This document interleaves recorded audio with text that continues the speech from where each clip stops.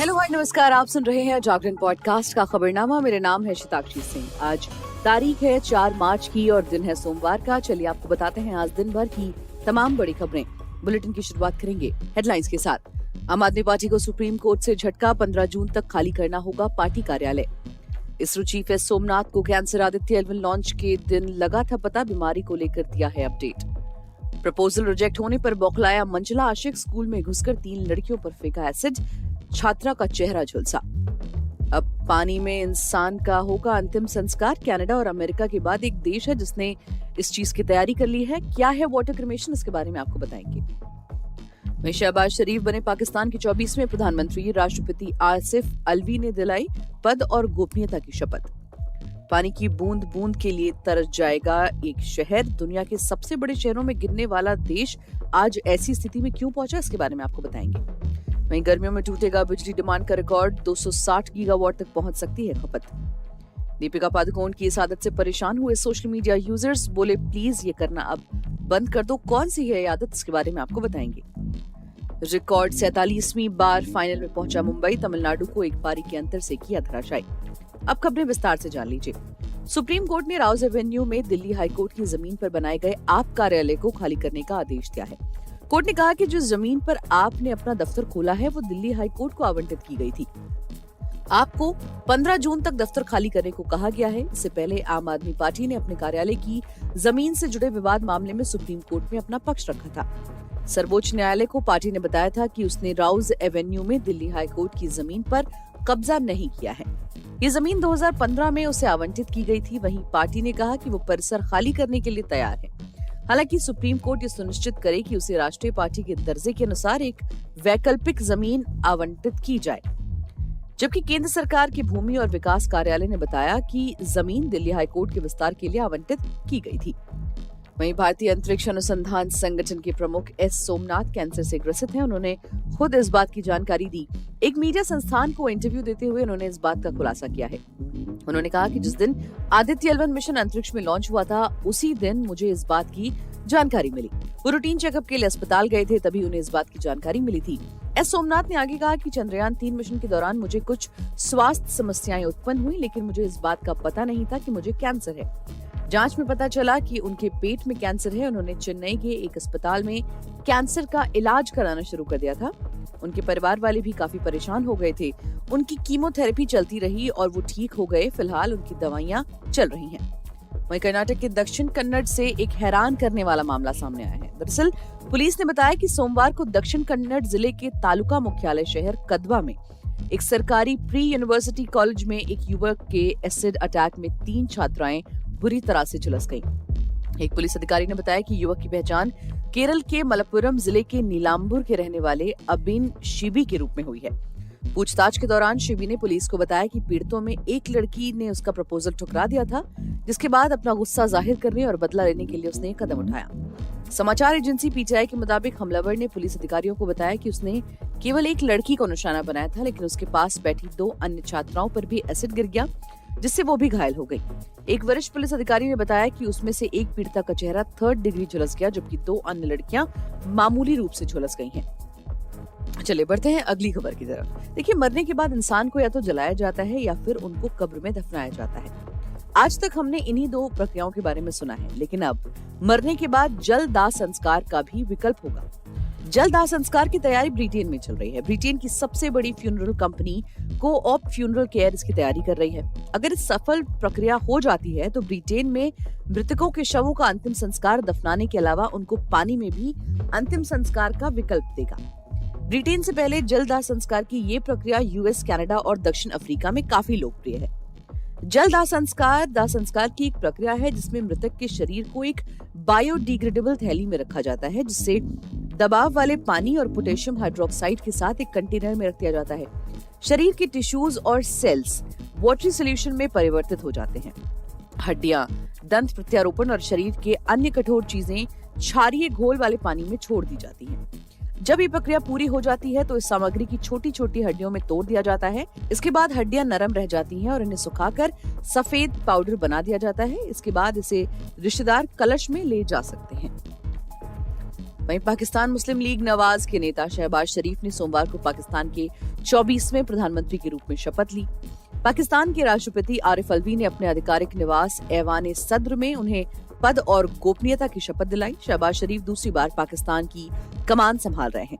वहीं शहबाज शरीफ का शपथ ग्रहण समारोह के दौरान पूरे देश में पाकिस्तान तहरीक इंसाफ के नेता विरोध प्रदर्शन कर रहे हैं। पीटीआई ने देश में पिछले महीने हुए आम चुनावों में धांधली का आरोप लगाया है। पाकिस्तान अखबार डॉन ने बताया कि समारोह में पूर्व प्रधानमंत्री नवाज शरीफ, पूर्व राष्ट्रपति आसिफ अली जरदारी, पाकिस्तान पीपल्स पार्टी के अध्यक्ष बिलावल भुट्टो जरदारी, सेना प्रमुख जनरल असीम मुनीर और सिंध, पंजाब और बलूचिस्तान के मुख्यमंत्री शामिल हुए। मालूम हुआ कि शहबाज शरीफ को रविवार को नेशनल असेंबली में प्रधानमंत्री के रूप में चुना गया था। शहबाज ने अपने प्रतिद्वंदी उमर अयूब खान को हराया। शहबाज को नेशनल असेंबली में कुल 201 वोट मिले, वहीं अयूब खान को 92 वोट मिले। वहीं समृद्ध संस्कृति और अविश्वसनीय व्यंजन के लिए मेक्सिको जाना जाता है।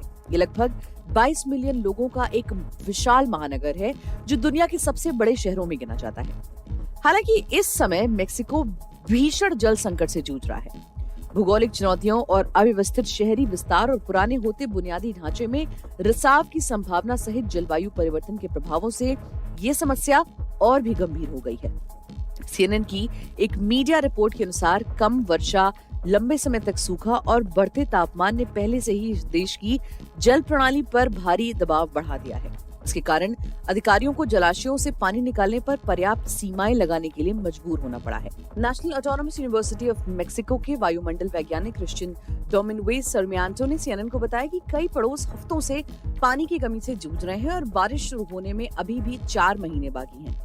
मेक्सिको सिटी इस समय भूकंपीय कमजोरियों और जलवायु परिवर्तन के प्रति बढ़ती संवेदनशीलता के कारण धंसने जैसी निरंतर चुनौतियों का सामना कर रहा है।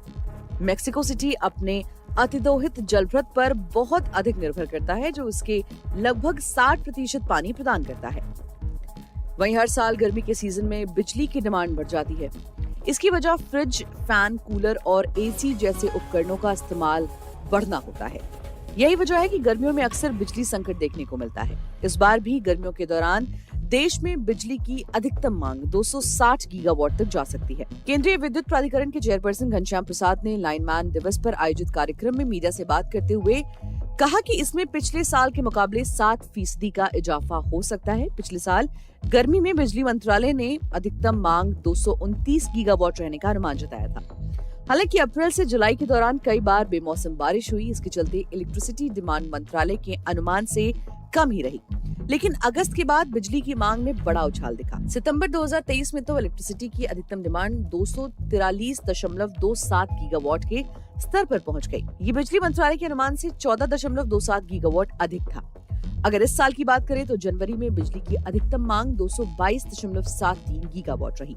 मनोरंजन जगत की बात करें तो बॉलीवुड डीवा दीपिका पादुकोण इन दिनों अपनी प्रेगनेंसी पीरियड को काफी ज्यादा एंजॉय कर रही हैं। बीते महीने 29 फरवरी 2024 को उन्होंने अपने ऑफिशियल इंस्टाग्राम अकाउंट पर यह घोषणा की थी कि वो रणवीर सिंह जल्द ही अपने पहले बेबी का स्वागत करने वाले हैं।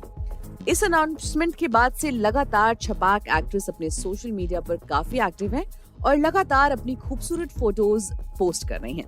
हालांकि इस बीच ही अब उनकी एक आदत से कुछ यूजर्स काफी परेशान हो चुके हैं। क्या है वो दीपिका की आदत जिसके बारे में यूजर्स उलझन में है, आपको बताते हैं। दीपिका पादुकोण ने हाल ही में अनंत अंबानी और राधिका मर्चेंट का प्री वेडिंग फंक्शन अटेंड किया। इस दौरान दीपिका ने अपने वेस्टर्न लुक से लेकर ट्रेडिशनल लुक तक से फैंस का दिल जीत लिया।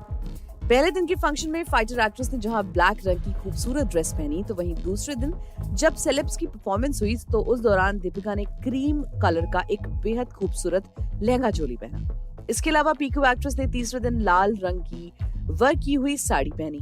इन सभी लुक्स की फोटोज को दीपिका ने यूजर्स के साथ शेयर किया। उनके ये सभी अटायर तो यूजर्स को काफी पसंद आए, लेकिन उनके पोस्ट देखकर कुछ लोगों का माथा ठनक गया और उन्होंने एक्ट्रेस से शिकायत की। आपको बता दें कि दीपिका पादुकोण की प्रेगनेंसी की न्यूज जब से सामने आई है, एक्ट्रेस ने लगभग सभी फोटोज में साइड पोज दिए हुए हैं। उनकी एक भी फ्रंट फोटो नहीं है। यही बात यूजर्स को पसंद नहीं आ रही। एक यूजर ने कमेंट करते हुए लिखा, क्या अब ये अपना पोज कभी चेंज नहीं करेगी? अब यही हम लोग जानना चाहते हैं। इसके अलावा बहुत सारे यूजर्स ने बहुत सारा कमेंट लिखा। एक यूजर और लिखता है कि अब सब जानते हैं कि आप प्रेग्नेंट हो, अब आपके एक ही बैक पोज देखकर हम बोर हो रहे हैं। बाकी यूजर्स लिखते हैं, मुझे लगता है कि अब आप पलट सकते हैं, कोई नहीं, फिर भी खूबसूरत ही हैं आप। फिलहाल हम बढ़ते हैं अगली खबर की तरफ और बात कर लेते हैं कि खेल जगत में क्या चल रहा है। मुंबई क्रिकेट टीम ने रिकॉर्ड 47वीं बार रणजी ट्रॉफी फाइनल में प्रवेश किया। मुंबई में सोमवार को तमिलनाडु को सेमीफाइनल में एक पारी और 70 रन से मात देकर फाइनल में जगह पक्की कर ली। 41 बार की चैंपियन मुंबई का फाइनल में सामना विदर्भ और मध्य प्रदेश के बीच जारी अन्य सेमीफाइनल के विजेता से होगा।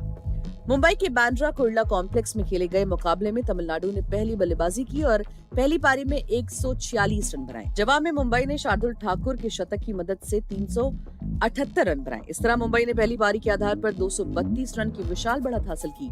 इसके बाद तमिलनाडु की दूसरी पारी केवल 162 रन पर ऑल आउट हुई। मुंबई ने तीसरे दिन अपनी पारी में 353 पर 9 के स्कोर से आगे बढ़े। तनुष कोटियान ने उम्दा पारी खेलते हुए मुंबई के स्कोर में 25 रन का इजाफा किया। वॉशिंगटन सुंदर ने तुषार देशपांडे को साई सुदर्शन के हाथों कैच आउट करवाकर मुंबई की पारी का अंत किया।